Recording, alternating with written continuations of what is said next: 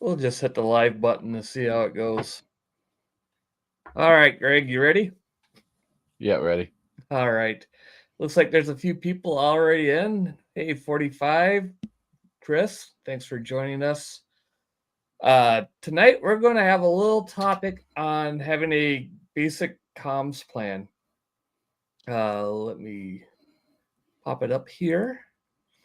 And I got a quick slideshow. It'll only take a minute this time, I promise you. But it's basically more geared towards the prepper type people that you should definitely have a comms plan for your group for when things start going. So, first off, I got to do a little lost my train of thought already. Boy, that's a good start. 45 saying there is the audio. Or is he just talking to Chris? All right. Back on the topic. Sorry about that. I'm easily distracted. But I'm just citing my sources. A lot of the images I have in this slide deck are from S2 Underground. If you haven't checked out that YouTube channel, you may want to. Not so much on ham radio. There is a bit, but it goes really into detail on the on some of the tradecraft stuff. So, Chris, are you saying that I have an echo?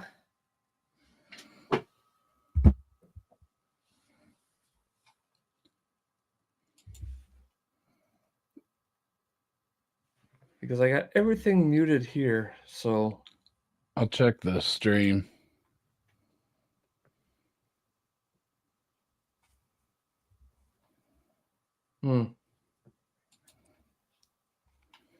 Let me check my audio here. When I went back on the stream, you sounded good. So All right. I'm not sure.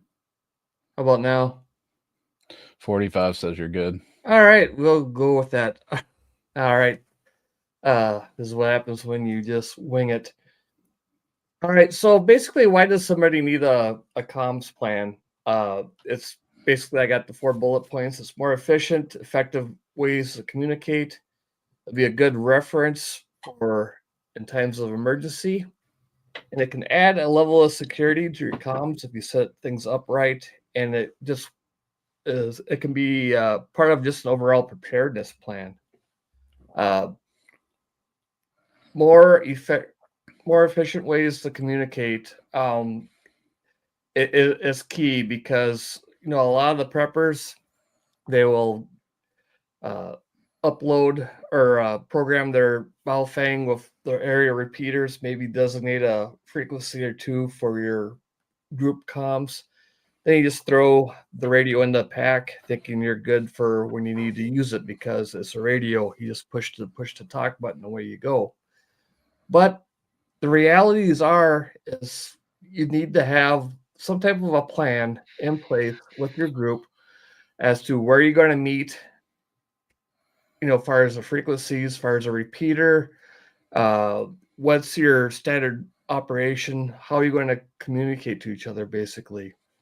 And for a lot of people that just program it, chunk the repeater once and throw it in the bag, uh, there's a good chance that there ever comes a time where you're going to need to use your radio. You're going to have a dead battery and no plan, even if you had it going.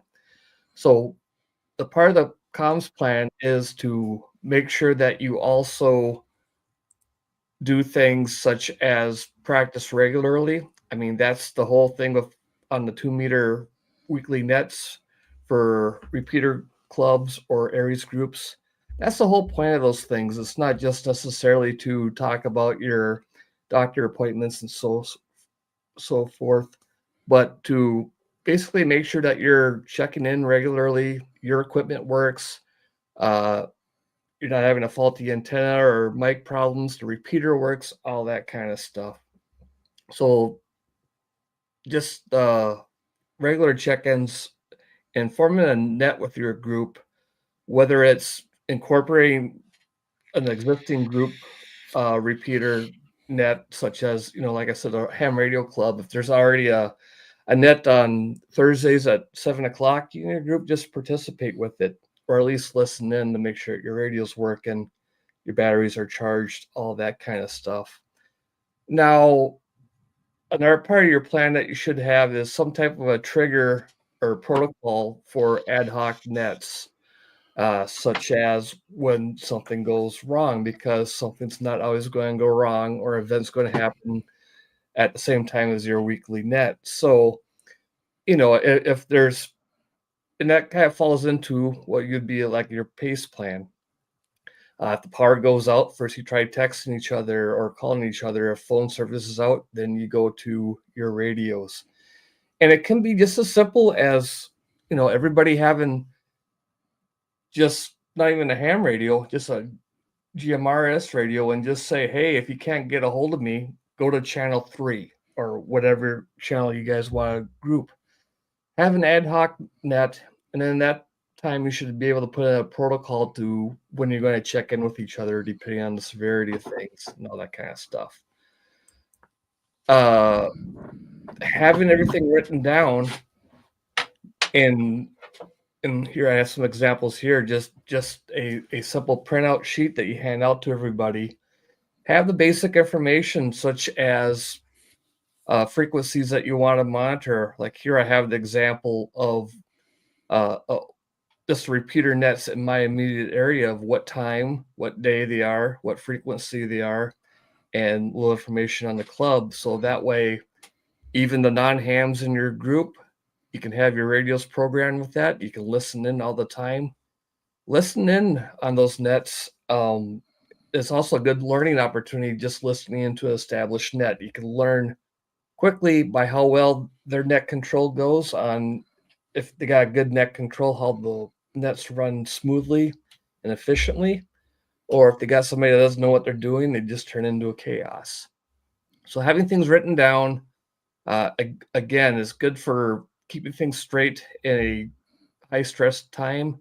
Or if you're expanding your group, another example would be if there's severe weather, a tornado, hurricane in the area, and you're handing out GMRS radios to people with not much experience, you give them a good guide so that they can get up to speed quickly.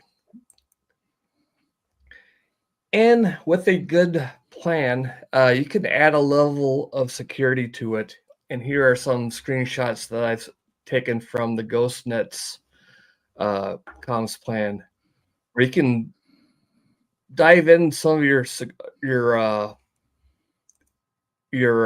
protocol as far as when you talk, how you talk, what frequencies you use, what modes do you use.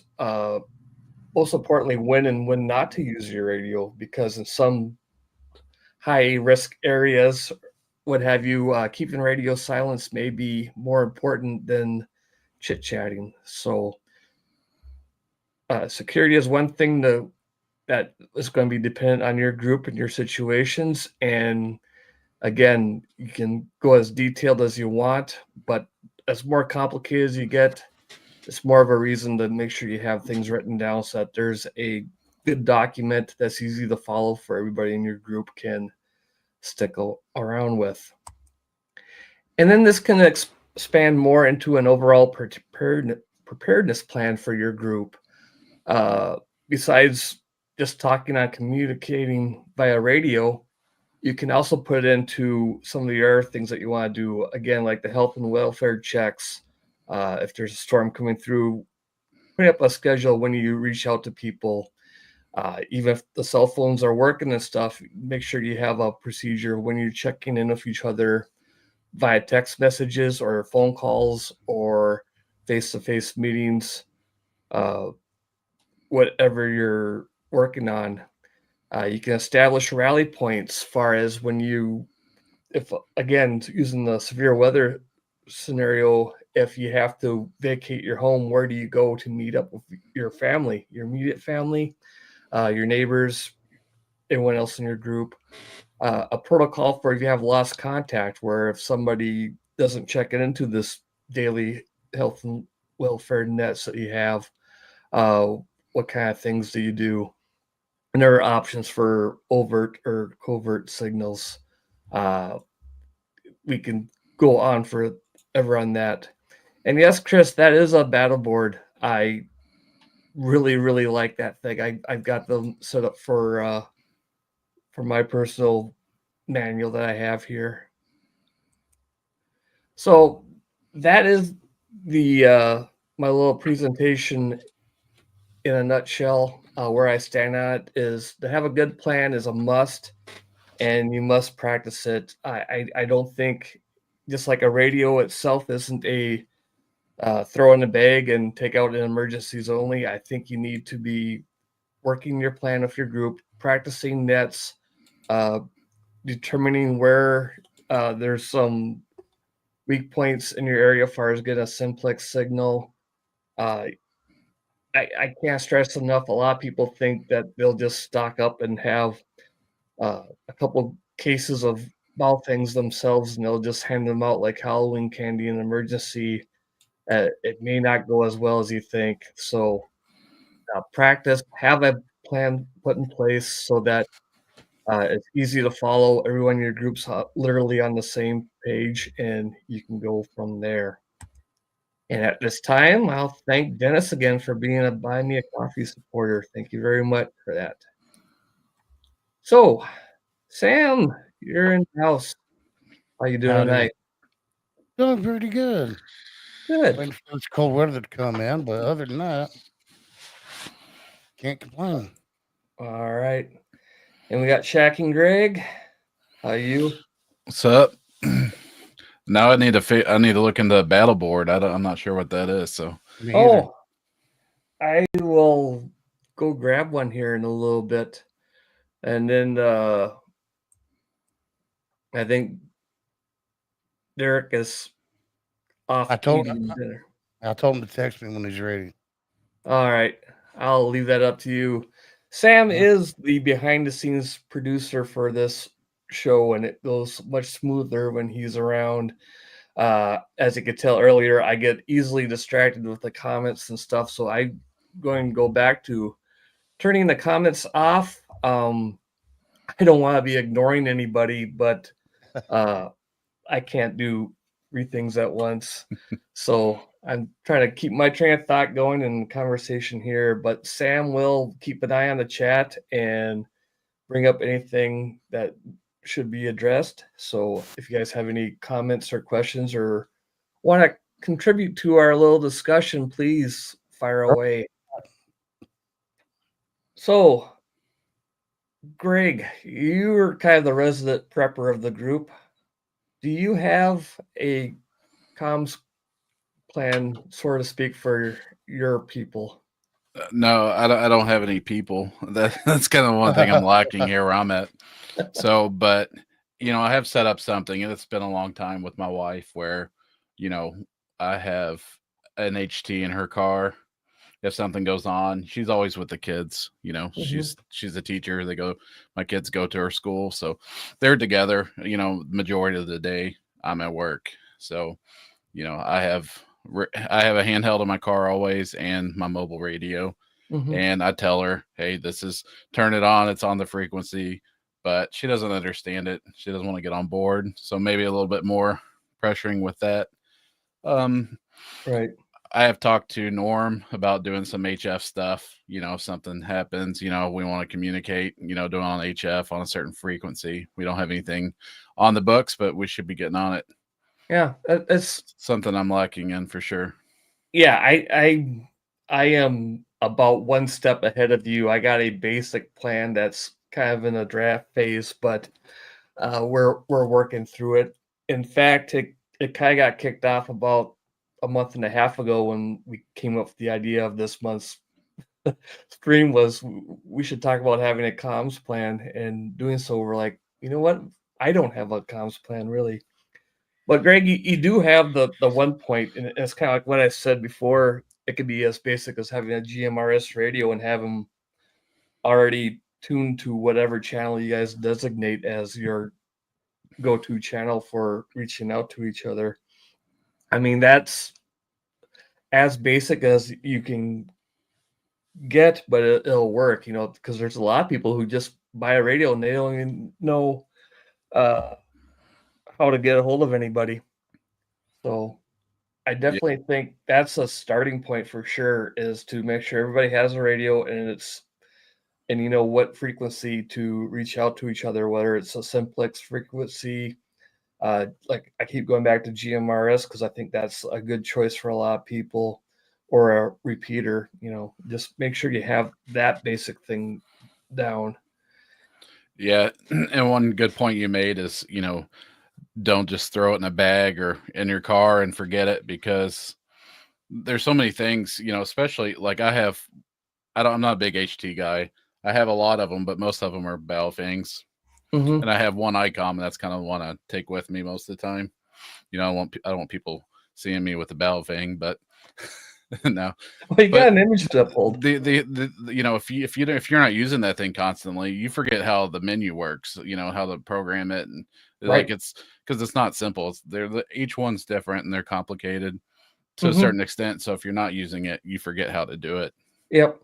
Yeah, and I for one see the parallels with firearms, because you're a gun guy like I am too, and you do your range time, and I do as well, and I take training classes whenever I can, and you hear people who will go, well, I don't need to do that. I've been around guns my whole life. There's nothing to them. I just point the barrel at what I want to shoot and pull the trigger. How complicated is it? And it just makes me cringe. Yeah. But then people will take the same attitude uh with a radio. It's like, well, what? I just turn it on and hit the push to talk button and talk. And in both examples, overall, yeah, there's some truth to that, but the nuances and stuff, there's more to it. Hey, Derek, Hey, how you doing tonight? I was making sure I was unmuted so I wasn't stupid again. Oh. Doing great. Now I got the belly all full and good to go. All right. Yeah, we're just basically talking comms plans and making sure that people have one. And all of us so far have done a very not the greatest job of having a comms plan ourselves. Guilty. Yeah.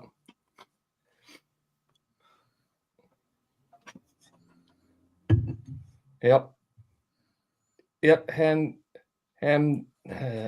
Handnetics makes a great point. The lone preppers, I have some people who are kind of loosely associated with me, and a lot of them are the lone wolf type, and they say, just basically the example I said is they got their Baofengs programmed by Chirp with the repeaters, and they threw it in a bag, and they said, if I need something, I'm just going to reach out and talk to somebody. But to that point, who do you trust? That's the whole thing of practicing, participating in radio nets, getting your license, and figuring out, basically networking, which you should be doing both on the radio and in person, to find out avenues and different circles of trust where you can find people that you can relay on a sticky situation. So, and also, I'll bring it up here if you guys want to go through. This is for the S2 Underground Ghost Net. I don't know if all of you are familiar with that, because that Ghost Net would be a topic in its own, far as a live stream that we may want to go into. Yeah, I wasn't sure of it. Yeah. I watched it a couple hours ago with my brother Dan, just to inform myself on it. So it's definitely interesting the way it's set up. So yeah, and I like it. It's kind of information only type. It's not the rag chewing yes, kind of place to be. So it's just to get information across. Yeah, and that will be a topic of a future live stream, and I don't know if we'll do it next month or further on, but definitely I want to do a deep dive into this because I'm not that familiar with it. But to sum up, it's it's basically a ad hoc net that focuses on JS8 call, and I think they have it set up for WinLink too and some other modes, but it's not your typical, system YL net or the marine net or whatever it is. It's information only, no reg chewing, and they have different comms windows so that people in different regions can bridge the gap, so to speak. So there's like a comms window. Now I'll show you this in a minute here, but there's a comms window for North America for internally, and then if we want to talk to Europe, there's a narrow window and that kind of stuff. S2 Underground has a series of videos on it, and it's definitely worth checking out. But I just want to show you. You can download off. I think it's off his GitHub. I will add links to this in the description after we're done here if anybody wants to follow up on it. You can download this PDF off of GitHub, and it's basically just a quick little manual that you can put together. Most of it is reference material. Like the first page is literally how do you print this thing out and put it together. So this is literally just handing out like Halloween candy. Here you go. It's self-explanatory. All the instructions on setting it up are included. So that may be something that you'd want to look into if you're building your own comms plan. Like I said, if you're working with people who are new and they don't have time to get them up to speed, having a comms plan that has reference data like this will be good. And here, the next page, it kind of goes through, like I said, all around preparedness plan, far as for your family, a family password, a safe word to make sure that you're talking to the right people, a home rally point. This will be good for if there's a house fire or power outage or severe weather. If you have to leave the house, where's everybody meeting? Are you meeting by the flagpole? Are you meeting by the back of the garage, the front yard, or what have you? And all kinds of other stuff. Here we go back to what that comment was saying, your trusted contacts, where you can have a list. Once you start talking to somebody and you get to know them pretty well on the repeaters, you can add them to the list of people that can be trusted. And then here's more of an overview on stuff. There's a ton of information in here. A couple of spheres of trust, far as different communication modes and built-in security. Your trusted circles, you're talking by cellular and satellite phones, and then a lot of the modes that you can talk to strangers, and then really strange strangers, with Meshtastic, UHF, ham radio repeaters, or GMRS repeaters. That kind of goes outside of the trusted circle because pretty much anybody can be listening in on that repeater. And then outside will be kind of like what the ghost nets plugged into is using GS8 call and that type of stuff. Skip through. And here's where I want to point out where, as far as a nice guide for noting when different nets are, and you can see it's all color coded and the times and everything. So looking up when your window of comms is going to be, something like this would be very useful. And then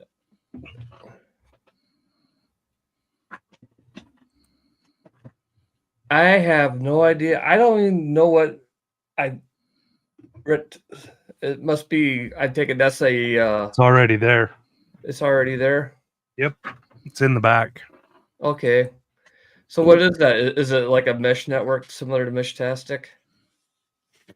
Basically, it's how to affiliate your mesh network node. Like if you've got any that are set on a router, that are internet connected, so that you can intertwine at least that way through the internet, and he even gives you the encryption key to it. I Do you can't, know which page? not off the top of my head. I remember reading it, but he mentions Meshtastic in there a couple of times, but Yeah. even mention. Wait, go back one. So, oh, never mind.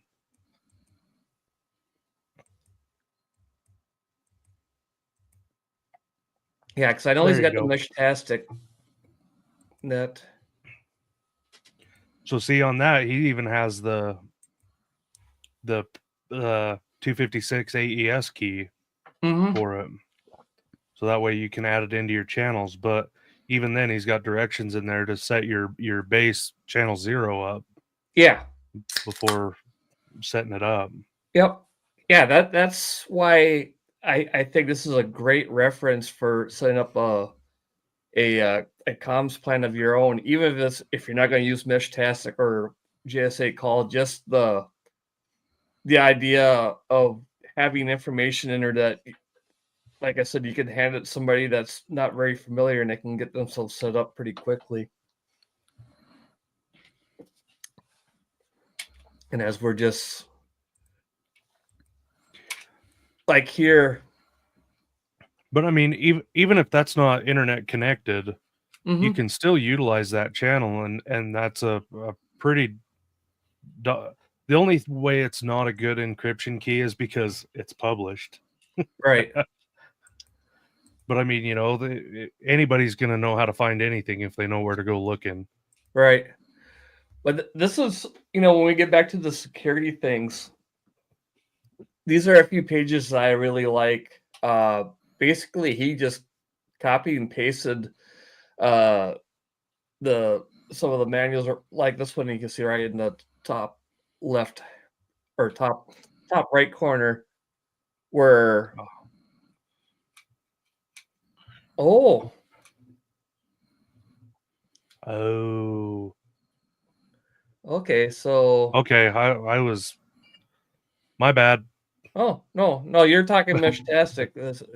Yeah, no, okay, I gotta do a little research on this. You can do pictures, voice, and web pages over a LoRa mesh. Interesting.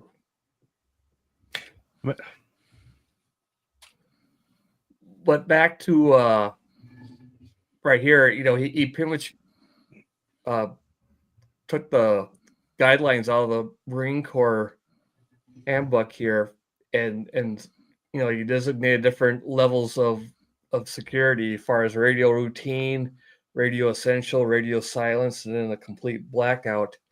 And granted, you can't really read this. You guys really need to follow around with your own copy of the GhostNet manual, but it goes into pretty good detail on which of these MCON levels are at. So, and again, your comms plan should probably put in there some scenarios where these are going to be, far as radio routine will be just your every other day. Radio essential, it could be, not thinking like a doomsday prepper scenario, but uh, like a Skywarn type thing where if there's severe weather in the area, there's a tornado watch or something like that. Well, no chit chatting amongst the guys. Let's keep the frequency clear in case Sam sees a funnel cloud or Greg sees hail. You can set things up like that. But yeah, there's just a ton of information in here that details the ghost net and some great information. Uh, Basically, dealing with sad hams goes into detail on that, which is good to have. Uh, More from the Marine Corps manual, far as techniques for reducing your radio signature in case you're trying to keep a low profile.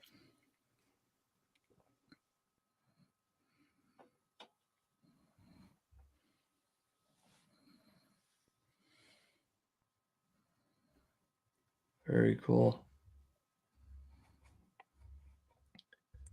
So that some of that stuff is pretty cool. Here I'll go back and you guys talk amongst yourselves for a second. I'm going to quick grab the little battle card that I got going here. He's gone. So yeah, with the whole Skywarn thing, and around here, man, we have so many people just ramble on the frequency. It's annoying. But the net controller basically has to step in and say, "Hey, hey, stupid, we're under a tornado warning. Yeah. Let me talk." Yep. Yeah, and that's the problem of using repeaters and whatnot is, or radio in general, is if you're in a busy area like you are, Sam, Mm-hmm.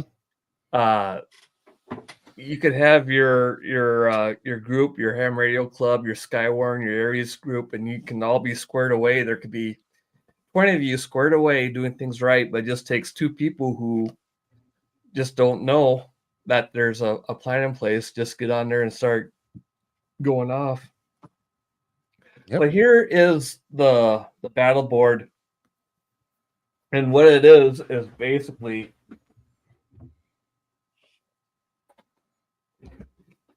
a really updated 6-string binder. You know, this is the binder that you get from Right in the Rain, the 6-string models, Uh-huh. and these are great. They're inexpensive off of Amazon or wherever you want to get. They're pretty much indestructible, but if you use them enough, the split. living hinge here will break on you. So what I did is I upgraded and got this battle board. I believe Tom, Tango Oscar, Mike recommends these things, and it's, you know, it's a canvas material. It's got a zippered closure on it. The nice thing you can see, it's got a plastic cover on it. Let me open this up. So that way you can insert a map right in there. Oh, nice. Yep. So I like it. It's very rugged and it holds the Right in the Rain paper in there. And as you can see, sorry about the lighting, I got irregular pencils, and I also have the grease pens here. So when I have a map in here, I can doodle on the outside, wipe it away. One reason for that is for events. One event that I help out with is a cross-country ski race. So with that, I can have the map of the race course on it, noting where the checkpoints are, and then with it, I can kind of track through the progress of the race, as far as which stations are seeing the first wave of racers, which stations have been cleared afterwards, so you can keep real-time data on that. So going into your Aries severe weather type stuff, you could have your area map on it. You can note where there's trees across the roads, where bridges are out, where structure damage is, you know, all that kind of stuff. So use your imagination. And in it, you know, I got some data on here, but what I've done is I got just your basic laser printer that's black only, and I got the Right in the Rain template paper for that printer, so I can make a PDF. I put all my information on it myself, like I showed you on the original slide deck. There was a few here. Let me quick show you. Like right here, that's the template that I use. So I just basically drew this up on the computer, put everything down here. That's what we use for FRS and GMRS frequencies. We designated a couple frequencies for different uses just to kind of spread the things out. So you can put all your information like that right on these things, print them out, and hand them out to everybody. And they got a nice Right in the Rain folder that keeps everything in one spot. So Pretty slick. yeah. Or organizations, just kind of one of the fun things about it too, right? Yeah. Yeah. Well, I am an engineer, so you gotta you gotta put things in nice graphs and charts so everybody can follow around. But you don't have to be anything that elaborate, just any type of 3-ring binder or whatever you can do, and handwritten stuff, put it in a spiral notebook, whatever. Just have some plan down, I think is kind of a good idea.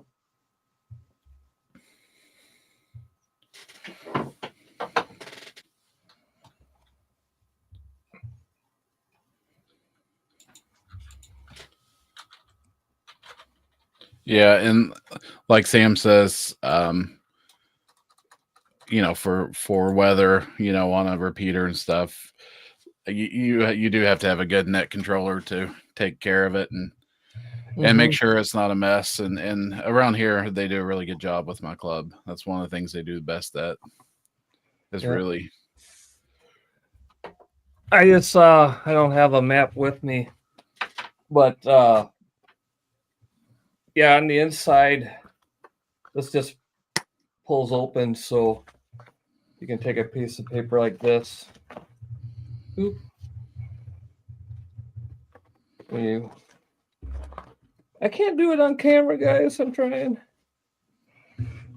But basically, you just slide it in like so. Oh, okay. Yeah. So there's that.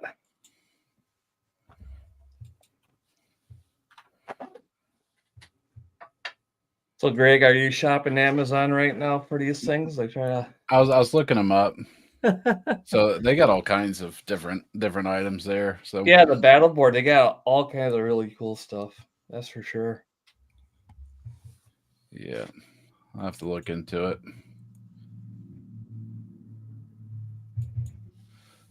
Christmas is only 1 year away.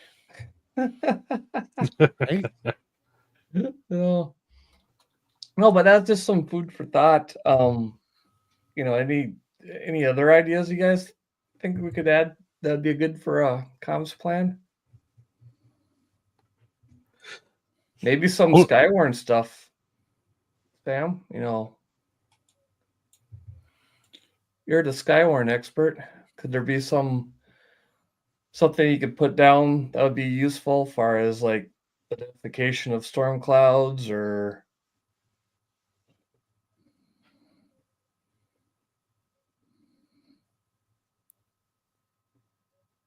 Is he listening? Oh, I think he's froze. Sam, you with us? I'm having internet trouble. All right. Figures. Good. I just thought you were ignoring us for a minute there. No big. No. New computer, bad connection.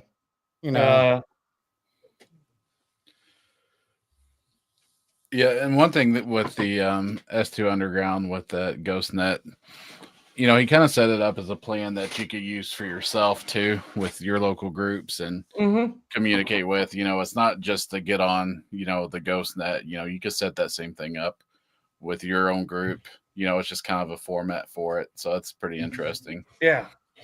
I've literally copied quite a few pages of that and put it right into the plan that I'm putting together for the guys here. It's a great source, and and I highly recommend looking into that if this thing interests you, because a lot of the detail is probably not going to be applicable, but it may plant the seed for ideas for what would be useful for you.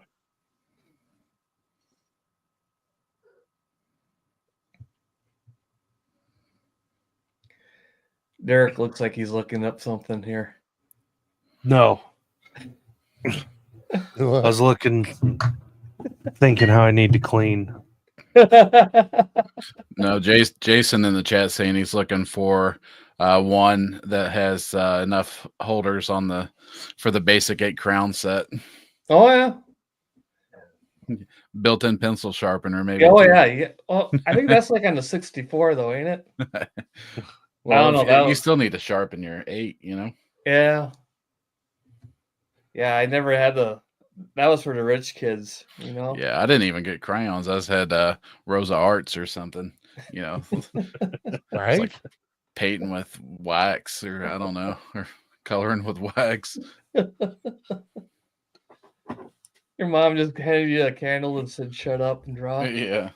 All right. She said, "What do you think, Em Rockefeller?"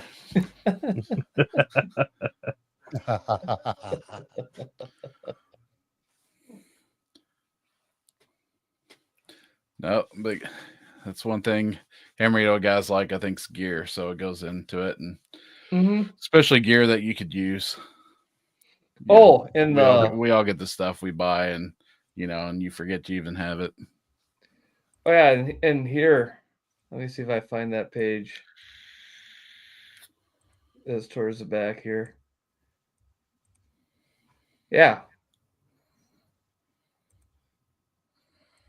Yeah, he goes through pretty good detail on what you want to look for in our HF radio and stuff, as far as in a preparedness manner and stuff like that.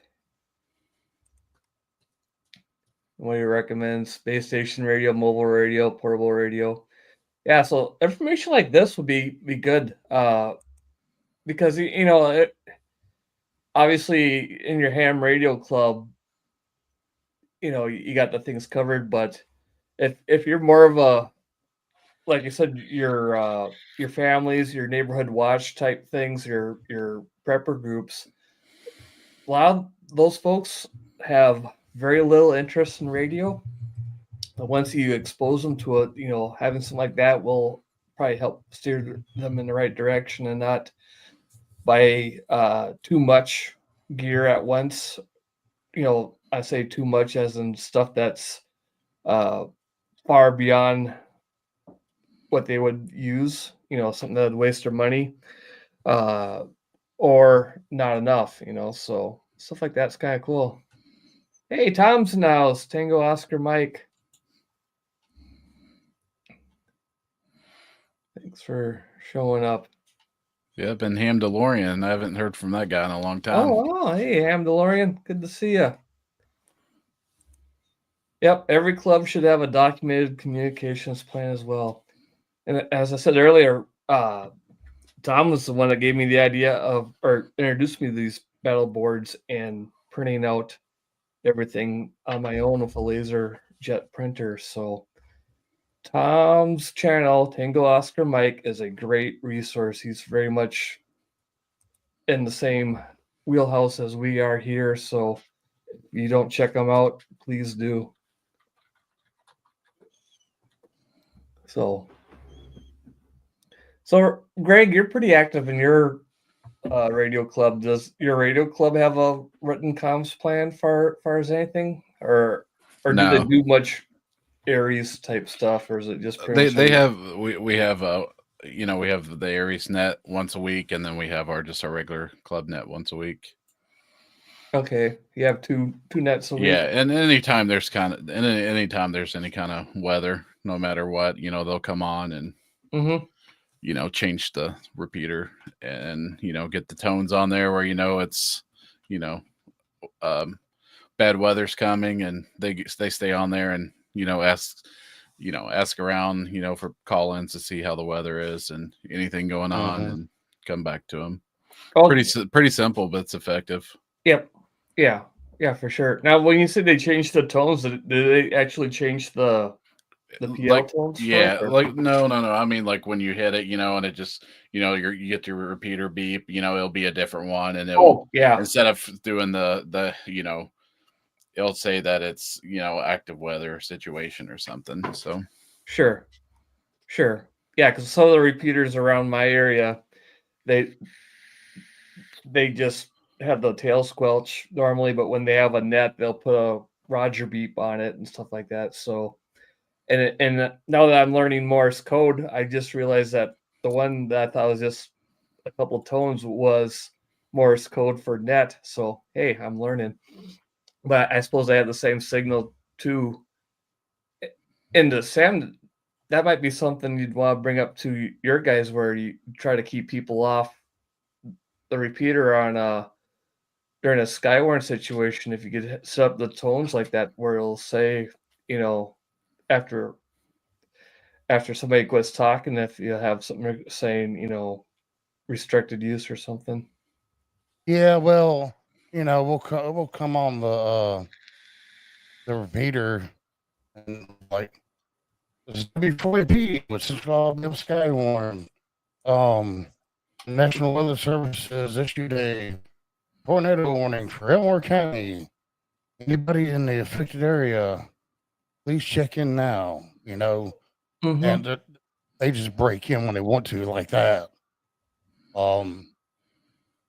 But it never fails, even before Aries net, a Skywarn net, or just a regular club net. Somebody's got to key up and have a QSO before net time, like within 3 minutes before net time around here. And Mm-hmm. that's like, guys, there's a net going to happen here. We don't need to tie up the repeater, but Right. people just don't care. And they'll Oh, yeah. break out their HTs and bad weather, so you get a lot of kerchunking because they can't hit the repeater on their HT, and so that interrupts the like severe weather skywarn procedures. Mm-hmm. And I mean, what do you do? Yeah. Yeah. You can only do so much, that's for sure. And you're in a pretty populated area with stuff like that. So, yeah, Hmm. Hamilton brings up the good point, and this my beef with radio nets too is most weekly nets seem to be the same recycled conversations. Always seem to be how much rain fell or what their doctor said at their last appointment. The old cliche is, ham radio operators uh, study for a test and to get their license and spend thousands of dollars on radios and antennas just so that they can talk about their radios and antennas and doctor appointments and weather. Um, I guess the biggest thing though is on a weekly net with the same dozen, half dozen, 2 dozen, whatever you have, you run out of shit to talk about. So Well, it does here's how we run become, ours. yep. And then Here's how we run ours. Um, we'll take like 7 o'clock on a Thursday. This came for the Central Alabama Skyborn net, you know, and take check-ins A through Alpha through Hotel and down the line, blah blah blah, and that's it. There's no conversation. There's nothing. It's mhm, just check in, make sure you're hitting the repeater, and all right. Well, this is KM4EO closing this session of Central Alabama Skywarn, returning the repeater back to normal use. yep. Yeah, the Aries one, it has topics that the net controller will talk about, Mhm. and so that's it. And you'll have a brief little discussion, and then if it can go 10 minutes, if that, maybe a little bit longer. Mm-hmm. Yeah, it's the problem with nets, or the way of nets, it all depends on who's involved and how active they are and what they want to do. They all kind of take their own life, just like clubs take their own life and internet forums and everything. And I know there's a club in my area where it is. I quit participating in it because it was so routine. It was quite literally the longest part of the net was the preamble, and it was the same 4 people who almost check in at the same time, and 3 of them will say, give their call sign, no traffic, and the other one will tell the same story it's told the week before, and they shut things down. Um, you can see that as being Yeah. too boring, but it could be a very uh, basic network. You just come in and like I said, for your Skywarn, it's not chit chat, it's just Raichu net. It's just very Spartan. It's, hey, my radio still works. Good. Talk to you next week. And It's be at it. like what Tom was saying here. Getting people to talk and not just check in can be painful. Well, Mm-hmm. Some people don't have much to say, Yep. but it's just a quick in and out. Hey, Yep. my stuff's working. I'm hitting the repeater. That's all I need to know. Mm-hmm. And Tom's approach is done the same way that another repeater net in our area works, where there's 2 people who are, I believe that are in that they're over in Minnesota. It's like a county over. I'm just on the cusp of getting that repeater. But the 2 people that run the net that take turns, they're very much in the areas. They're very much in the preparedness, and they will do a quick round of check-ins, and they won't, just basically a signal report, and then they will do a weekly brief, like Tom says they do, where they have a topic of, like we're doing here, or on general repair. I think last week it was on storing water and stuff like that, where they'll just do a quick little 5-minute talk on techniques for whatever the topic of that week is. And it's more in the lines of the preparedness thing. And it's just, nobody has to be pressured into a conversation. Nobody has to repeat the story about, yeah, it rained 2 inches today or whatever. They can hop on, make sure that the radio's working, they get a signal report, and then they get some information, and they move on Yep. about their day. Other one good one, or it used to be a good one in this area, they used to have a weekly question, and it was, what's your favorite color? What's your favorite ice cream? And, sometimes, a story from your youth, where it was kind of fun because you get to know people, even though it's just a silly question, it was something besides, yeah, it snowed at my place too. I had to shovel. Well, no kidding. Everybody got snow in the county. It brings up a little bit. So I guess the biggest thing is if the nets in your area aren't what you're looking for, either you just gotta deal with it, or you gotta be the one to make the change, or maybe, I don't know.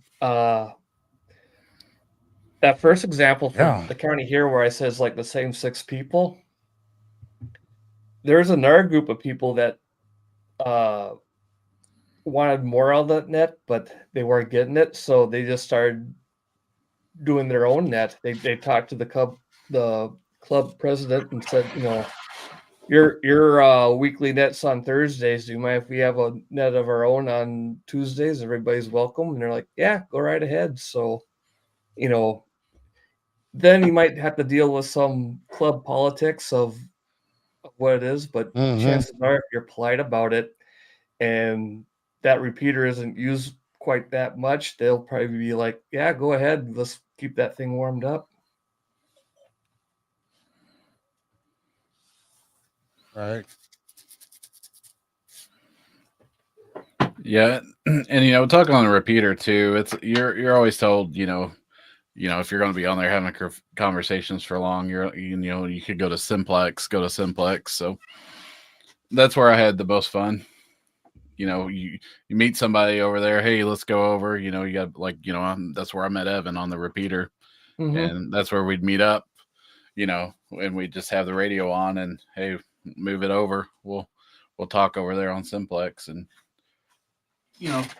then you could also have a little more privacy too, if you want to start getting into conversations that might not be good on the club radio.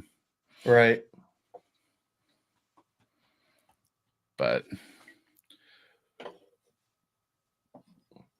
so how are nets running in your area, Greg? Do you got?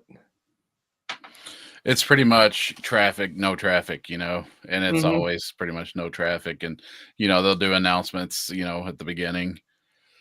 And then, they'll ask for anybody mobile first, or, anybody that needs to be on and off. And it's real quick. And, you might get 20 people call in, and it's pretty much over within 10 minutes. And, it's pretty much just a count on how many people called in. And there's usually a couple people that'll stay after and chit chat. Sure. The same thing for the Aries net. Nothing too crazy, but I don't know. I think that's what a lot of people like, is just the quick. I'm not always interested in talking a long time either, so I think I do my most talking on like when I'm mobile, when I'm just in my car. Nothing to do but drive.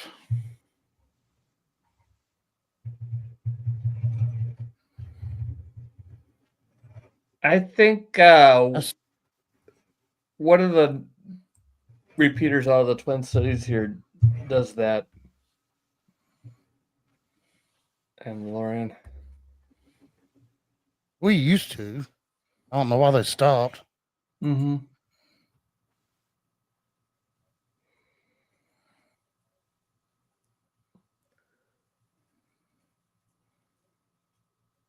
Well, I think we beat this topic to death. I didn't know how long this would go, but what else you guys got? Anything exciting for New Year's? No. I think I will start drinking more this year. That's my New Year's resolution. Yeah. Keep it going. Oh boy, y'all should have seen him last night in rare form. Oh yeah. You didn't try skateboarding again, did you? No, I was Skype last night. Skype was a magical place where you see everything. Oh, I think I was pretty good. What'd I do? Oh, I did. We were taking our shirts off. I forgot about that. Anyway, I guess I had more than I thought. Yeah. I guess there's a reason I forgot. So was it really that rare a form? Yeah. Yeah, it was that rare form. No, had Norm on there, where he say something. I'm like, nobody understood the words coming out of your mouth. Translation. So he's like Huntsville Norm. Yeah, and then he has to slow it down. But it was good. We didn't stay on too late. Yeah. A little bit after midnight, and got to bed at a good time, but just started early. No, I Mm-hmm. Nope, I laid low. I think I chatted with Sam that I was watching YouTube videos on building chicken coops because I'm thinking I'm going to be raising chickens this year. Yeah. That got Derek excited. We're going to call Shane a coxman for a different reason this time. Yeah.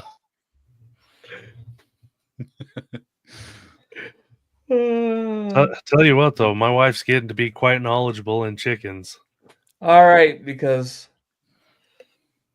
about any problem you can have with them, she's had in the 3 years we've had them.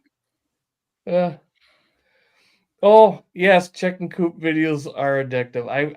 I probably watched a good dozen of them last night. That's how exciting my New Year's was.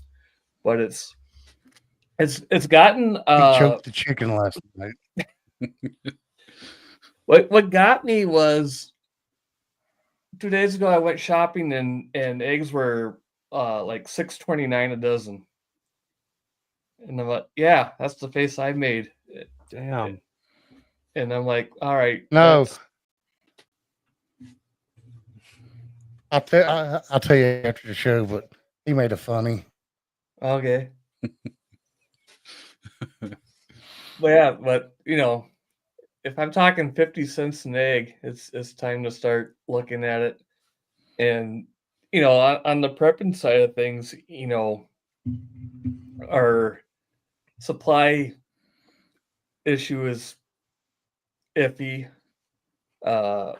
with the bird flu scare and everything like that. Is and of just the prices. It's just I like to have something a little more reliable, even though I'm not going to be safe. It's like reloading ammunition. You don't really save any money, but at least you have the means to acquire it when other sources aren't that way. Yeah, Yeah. I'll call bullshit on it saving you money. That shit cost me a gun. Oh yeah. Oh yeah, I remember that story. Seized the bolt and sent the ejector pin right here.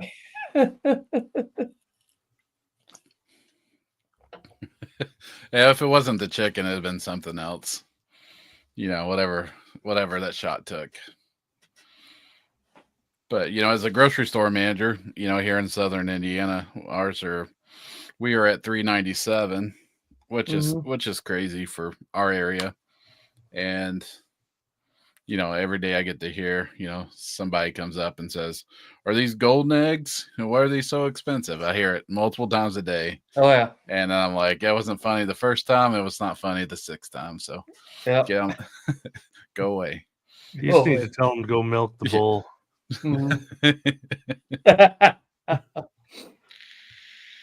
But yeah, I'm definitely yeah, I looked into it before and I'm just like I don't want to be tied down with livestock, but I think I gotta have a backup plan. My garden is going to be bigger next year. I'm I don't know. I think 2025 is going to be a shit show. It's going to be 2024 on steroids. There's too much crap going on. Yeah. Sounds like it for you. For you, it's gonna be a getting shit done year though. Yeah. So that'll be fun. Anyways, Yeah, I definitely keep gotta get busy shit and done. stuff to do. Yep, I'm definitely doing that. So does that mean you're not buying any new radios this year? oh no. No, I think you're covered. Yeah, I got more than enough radios. In fact, I probably need to do some bartering, get rid of some for chicken feed.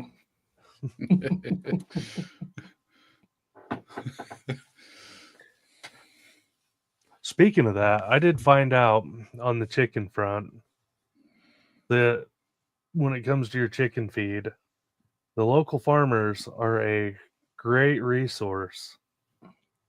Because like usually there's folks that they'll pay like $27 for a 50-pound sack of like layers mash for their laying hens. And a lot of the folks around here, they'll be like, I get it from a local guy and I pay $27 for 100 pounds. I'm like, shit, I'll take a drum over and fill it up for that. All right. So now we're definitely talking chicken talk. What all did you say? Let's call it cock talk. Huh? What is layers mash? Just layers blend of chicken feed. It's got all your grains and everything like that in it, and then they'll add like calcium supplement to the hen or for the hens to have the eggs. But Okay. a lot of the ones that I've watched, they'll say that there's too much in there, and if you overdo it with calcium on them, then it just deposits around the organs and it leads to an early mortality. Ah. But then a lot of the local folks, they just go with a 30% protein, basically pig feed. Okay. They just let their chickens go on that, and they'll give them a little bit of cracked corn for extra calories, and they're good. All right. I don't even know what a seed cleaner is, but I'm guessing I don't have anything local.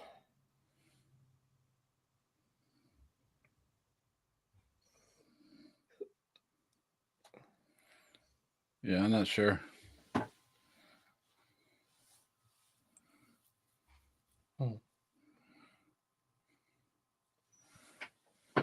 All right, Derek, I'm going to be picking your brain a lot on Skype and Discord to Good figure with out what me. I need to get going.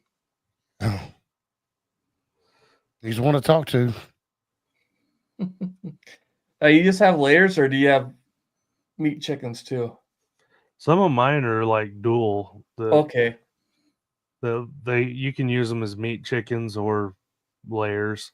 Mhm. The shitty part with meat chickens, if you don't the way their genetics roll, they're gonna force you to slaughter because they'll end up getting so big they bust their legs. Oh, yeah, I've heard of that. Really? Huh. Oh. Okay. Now I'm learning more about farming. Okay. We should I have just don't have done. We should anything just like that around my area. should have just done a whole stream on chickens. Oh, we could. Yeah, but like we said, it's we're geared towards the prepper community that's interested in radio. We don't have to be all radio. We can definitely talk radio adjacent stuff. Does Daniel do chickens? Canadian Daniel, or is he No, just cows? his boy worked on a chicken farm, and then the dairy farm. I know it was a chicken. His boy worked on the chicken farm, and then I think his friend's the one that owns the dairy farm. Yeah, Oh, I know thought he had Daniel beef. had cows. I know he had beef cows. Yeah. I can't remember if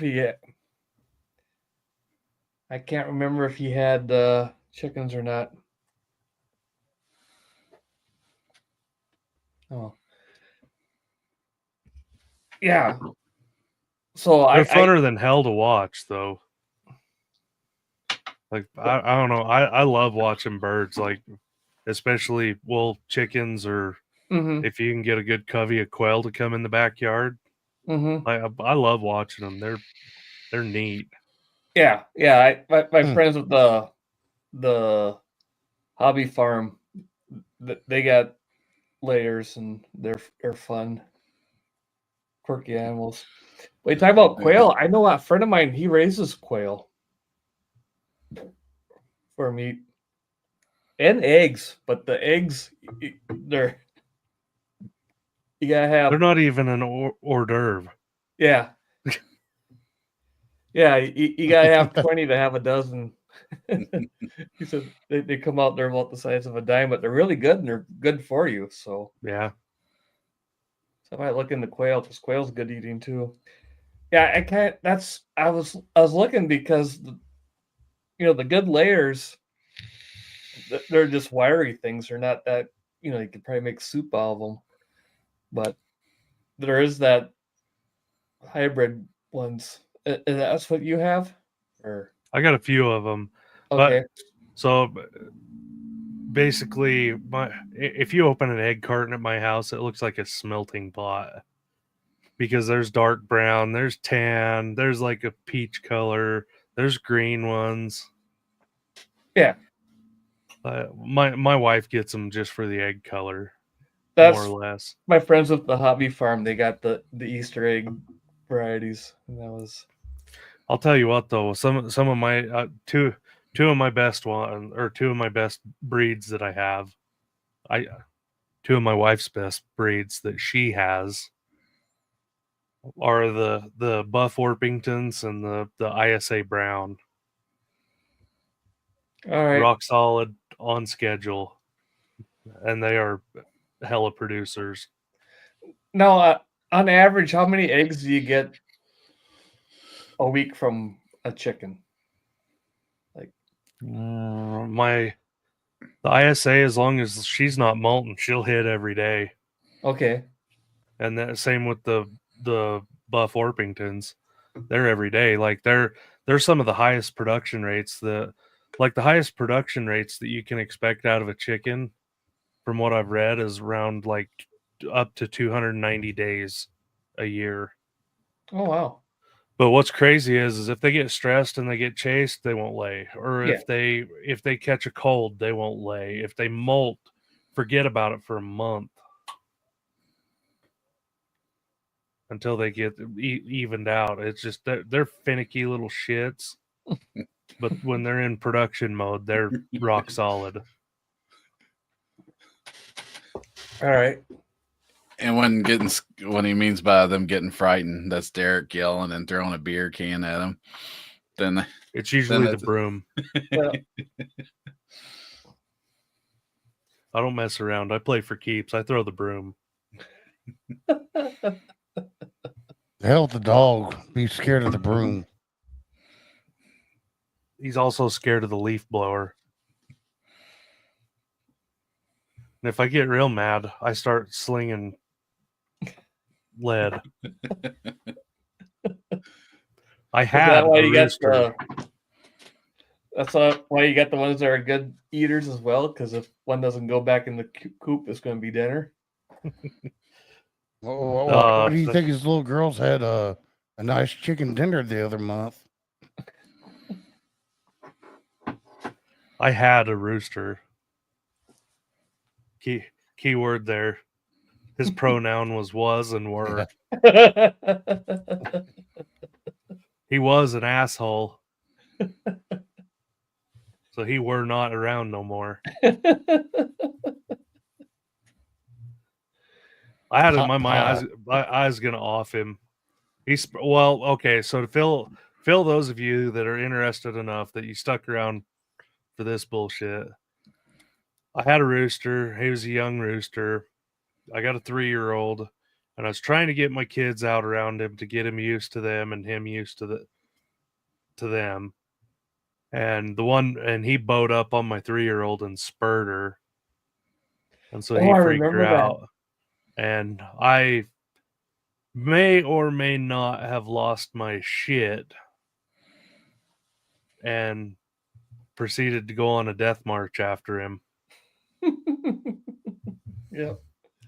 I won. Yeah. He I'll put it this way. He found his way back to where he came from, and a nice Latino family made a good meal out of him. Because otherwise, I would have put him out, and I would have eaten him just out of concept. I'm that big of an ass.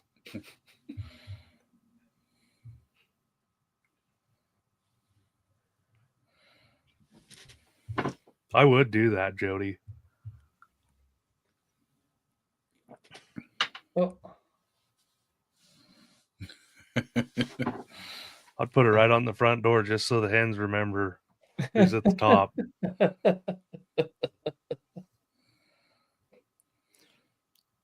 Oh, funny. You know how we say jokes about Chuck Norris? Those chickens would be telling jokes about me.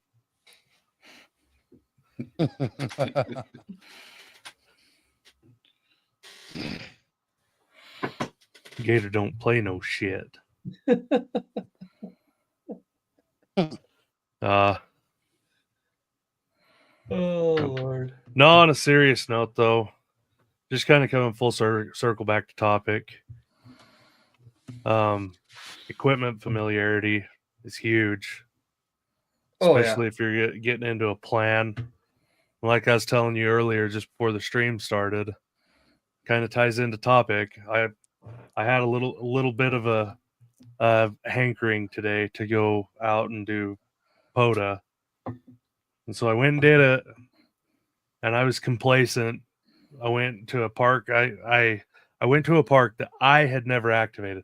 I've driven past this thing probably like 1,000 or plus times, and stupid me went there and didn't realize. I'm like, oh shit, I don't have cell phone service here. I can't spot or nothing.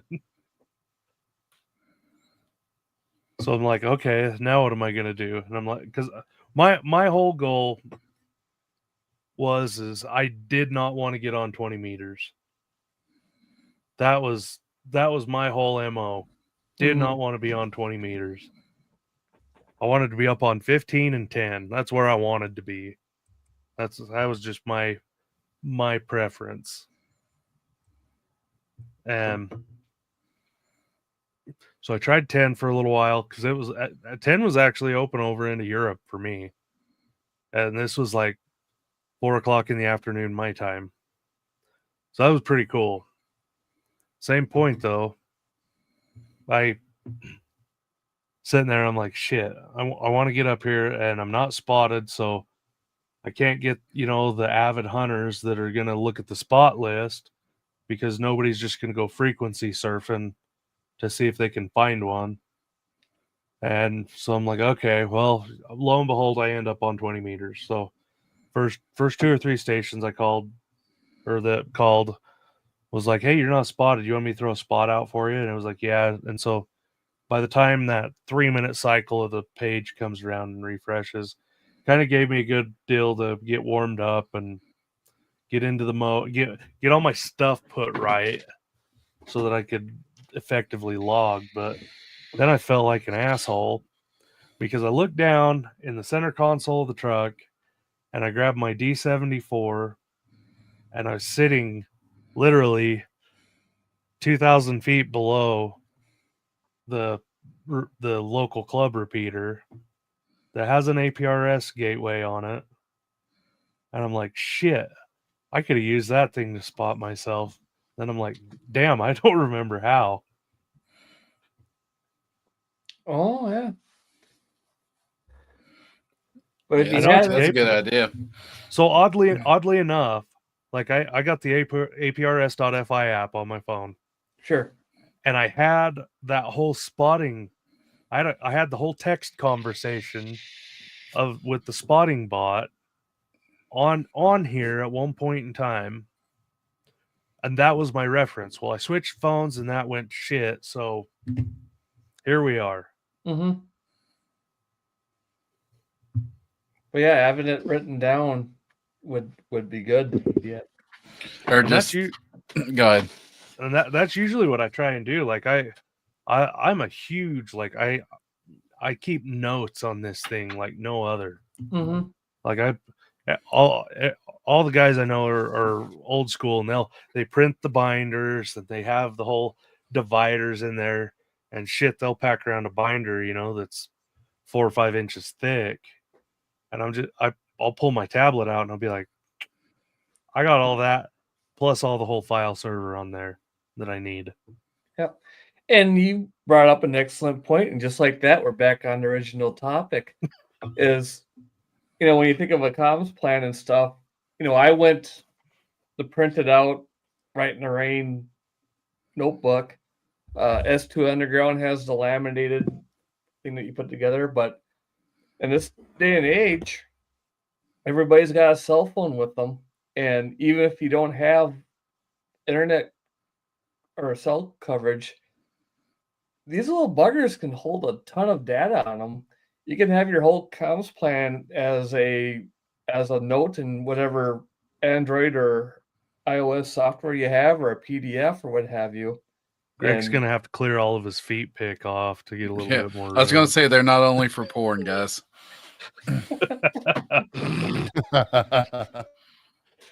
But you can have your whole thing right on your phone. Yeah, and that's that story of knowing your equipment, Shane. was best when I was in your neck of the woods and we did that POTA activation, and Oh, you know, yep. and we're just slightly off frequency because I had the drift over, Yep. and everybody's like, oh man, you guys are 5'9", and I'm like, you're about a 4'2", but we got 80 contacts, Yeah. but it would have went so much That was the smoother. most stressful, or that was a difficult activation, not because the contacts were hard to get. I mean, we had a pileup going, but it was draining because the focus and concentration we had to do just to pull everything out. I mean, we're both going multiple times, and like you said, yeah, you're a 5'8", 5'7", 5'9", and we're like, well, you're a 4. Yeah, and it's just because that stupid knob, that Yep. I know now, but that's just getting familiar and using it enough. Yeah. Because that knob, you got one now.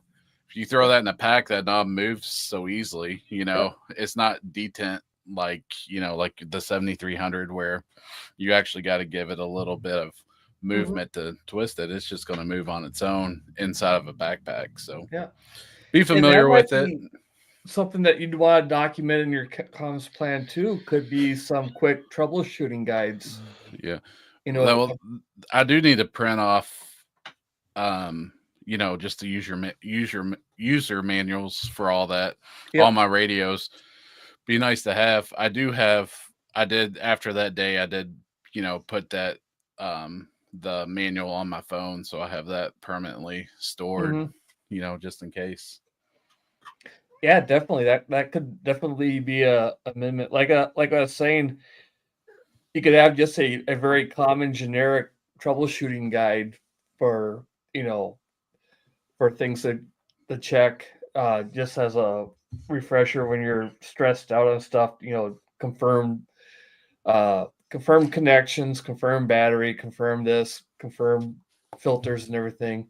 But then you can go have that amended for everybody that has a specific radio. If you have an ICOM handheld or a Baofeng or a Yaesu or whatever, have some more detailed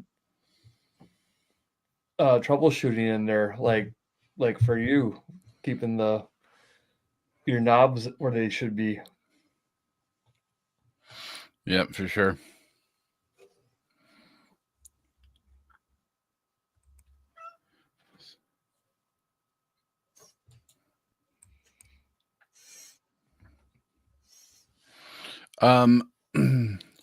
So I think did Norm send all of us the little Raspberry Pi to set up the ham clock?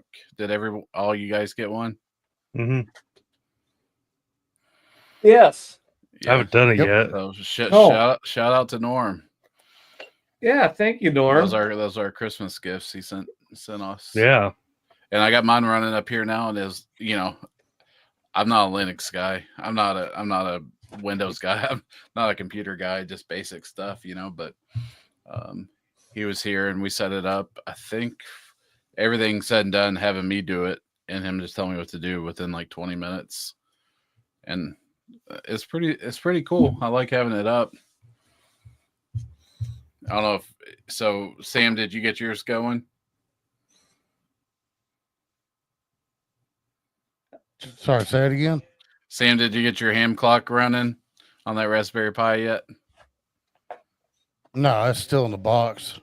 Oh, okay. I might have. What? Yeah, it was very simple to set up. I thought it was going to be complicated with all this stuff in there, and it was literally like 4 screws to put it together and putting the program on it. Yeah, I'll probably call Norm when I get ready to program it up. Yeah, oh yeah. But, it'd be a quick, it's like Discord call. Yeah. We could always do a live stream too and see how many times we swear. Well, it was right? I don't know. It was probably the easiest thing. When I looked at it in the box, I'm like, this is gonna suck, but literally it was just, put it together and it's ready to It's go. like it's, what was that? What was that rectangle piece that Norm's that was part of it? He's like, you don't have to put that on there. Yeah, it was. That's the circuit or whatever. It was. Yeah, it was that.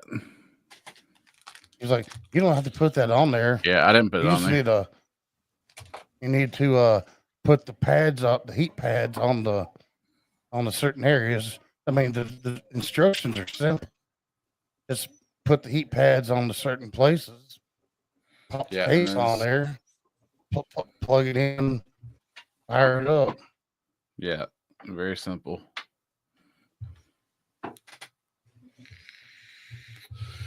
Yeah, we should do that. Everybody get their own. Yeah, because that Raspberry Pi Linux stuff is several levels above my head. Yeah.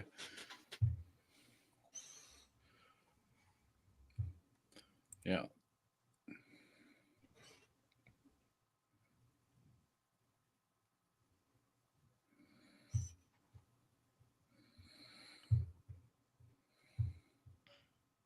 That's still on my to-do list.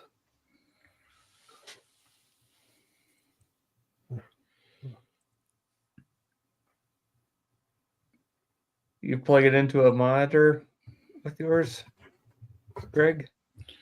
It's actually set up on the shelf. I have a power supply over here, behind me in the corner, How and how are you it's viewing set. it? It's set through Wi-Fi, and it's he set it up to be a server.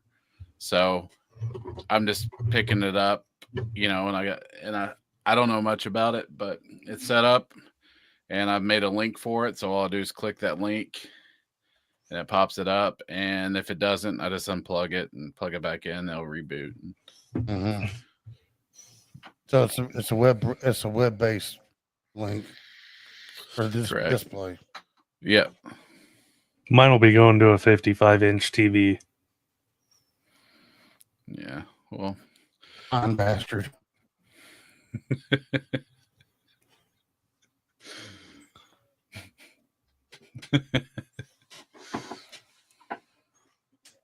All right. What, I took the old shit out of the house, so it came here. Yeah. but yeah, it's set for a ham clock, but I guess apparently there's all kinds of stuff you could do with it. So I'll have to learn that next. Well, me and Norm were late one night, and I was like, "Hey, can you also add ADSB on there?" You know, he cussed me out with a few choice words. Hang on. So he's got ham clock and ADSB on that together. So things that you want to use. Yep. For sure. All right, guys. Well, Happy New Year's. Yeah. Yeah, you as well. Yeah. It's nice having the day off with the store shut down, not having to worry about anything going on there, or, all those Yeah, problems. but you know so. what the shits is? Today was your normal day off anyway. Yeah, but now I get tomorrow off too. Except they're calling for like very little snow, which that means everybody panics and they have to make French toast. So they're gonna buy up the eggs, bread, and milk. Yeah. Those eggs made of gold? Yeah. God. It seems like it Bring every the time it gold when snows. there's gonna be snow. It's a mess. People are So- stupid. If you live in an area where you get snow regularly, you should be used to it, but they don't. So I remember years ago when my dad was a kid, he was telling me stories that for those of you that, God bless you, stuck around. I'm right on. I live right on the Colorado border, like in Utah. So our supply chain typically comes from Salt Lake City. Well, to get through, you have to go through the one terrible area typically that back in the 70s you would get no shit 15 to 18 feet of snow. Like when you drove to Salt Lake City, it was walls of snow on both sides of the road, and they had to use a snowblower to heave it up and over. But when you'd get a bad snowstorm roll through, it'd shut the highway down for 3 to 5 days so they could clear it. And it was funny because everybody in back then would listen to the radio or watch the news, and if they predicted a snowstorm, immediately, like my dad was telling me, my grandmother would jump up and run to the store because the first thing to go was the bread, eggs, and milk. So she'd always buy 2 or 3 loaves of bread, and she's like, I could give damn less about the rest of it, but as long as I got my bread, I'm good. Yeah, but it's funny because you think, like, so even even if you're not storing food or whatever, you should be able to get through a week without having to go to the grocery store and be fine, right? Easily, correct? But they can't. Like, I have the same people that come every goddamn day.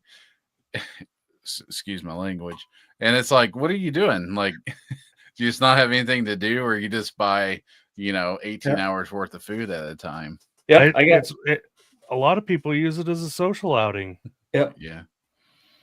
No, it's you joke that people always gotta go get bread, eggs, and milk. Well, that's your perishable stuff, so you can't really stock a whole lot of that. Although eggs last, like we're talking earlier, eggs last a lot longer than people know. But yeah, if you don't Greg's refrigerate them, they'll last a month. Yep. But to Greg's point, if a snowstorm comes in and you're not going to have groceries for 3 days or 4 days, you can't go 4 days without a piece of fucking bread. Just move on. But yeah, do you not have a can of bag soup? of rice? Yeah. One of the best was when I was up in the Indianapolis area managing, and like we were just busy. It was predicting a foot of snow, which we got, and it was a foot of snow plus it was going to drop to 2 degrees. So when they cleared, they couldn't ice the roads because it wouldn't do anything. It was so cold, Mm-hmm. But people were storming the place, and they're like, everybody else is out of water. You still got water. Ours is on pallets, and we eventually sold out. They're like, what if the pipes freeze? What are we gonna do for water? I'm like, go outside and get that foot of snow and melt it and put it. And she's like, I remember the lady's like, I never thought about that. I'm like, well, because you're an idiot. There's gonna be so much water on the ground. It's just crazy. Yeah. Well, we tend to panic and not think things through. Yep. There again, if the grocery stores ran out of shit, I won't go hungry, but there will be signs that I won't starve. You're talking about cannibalism, right? Eventually. Jeez, I will make a good meal for at least a family of 5. All right, Shane. We're getting off the rails. What do you think? We had rails? Wait, did I miss something? We actually had rails. Whoa, Sam's not froze. Yeah. His has been pretty good. It had a couple moments where it sounded like he was talking into the Matrix phone or whatever, but yeah, crappy internet on a new computer. Just do what everybody else does. Blame Windows. Yep.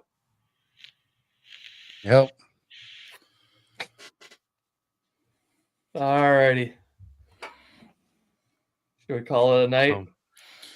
Yeah, sure. Yeah, why not? Let's wrap it up. Tomorrow, I don't know about you, Shane. I know tomorrow's a work day for me. Yeah, it is. So, all right. I think that's about all we got. We're kind of running out of gas. Yeah. Next month Yeah. we'll try harder, but we're still figuring this out. We're having fun. Oh yeah. Any closing thoughts, Sam? Keep your batteries charged and stay prepared. Good rules. How about you, Greg? What do you Yeah, think? nothing for me, but just on the comms thing, maybe us four and some of the others. We set up our own little comm system, and work that out and see how it goes. See if we get it going with us four, or five. That might Yeah, be as far fun. as trying to Communicate. Just radio only, or through the internet radio. yeah, we can See if definitely we can do it. experiment with that. That's a good idea. We can do a follow-up, figure out what.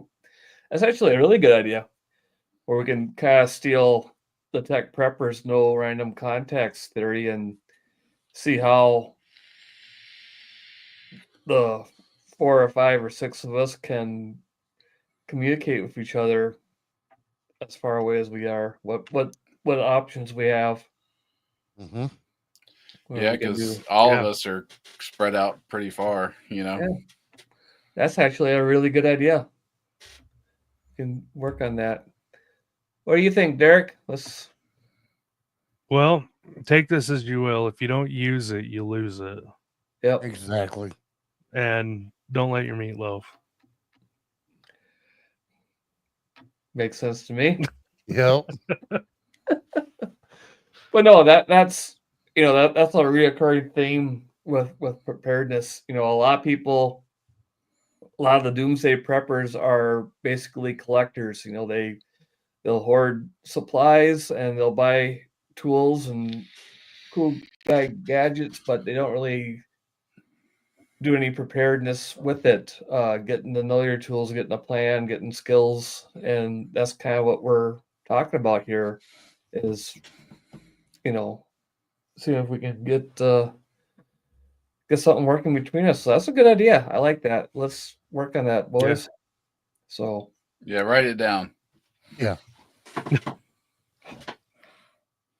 why do I always have to do all the writing? That gave Well, me you got flashbacks of Van you got to pull Wilder. notepad. This is your channel. We're just Yeah, here. all right, fine. We can stream on your channel too, Greg. Yeah, we could do that. Good. Then you can be in charge. Yeah, we came up with a name for it, right? Was it Scouting Off? Maybe. All right. Well, with that, we'll wow, there's 13 people still watching. Yeah, it's pretty good. Good Yeah. showing tonight. Yeah, like I Thanks keep for the saying, guys that stuck around. And Handalorian, man. Yeah. Come on more. Hit us up on I don't know if you've been on Discord, Ham Radio, Clubhouse, or Toads lately, but shoot us a message, man. Good seeing you. Yeah, for sure. For sure. And like I keep saying, we're just figuring this thing out. It'll be a few more months before we get the flow, but yeah, it's very impressed that this many people hung out with us. Thank you very much, and have a good night. Yeah. See you guys.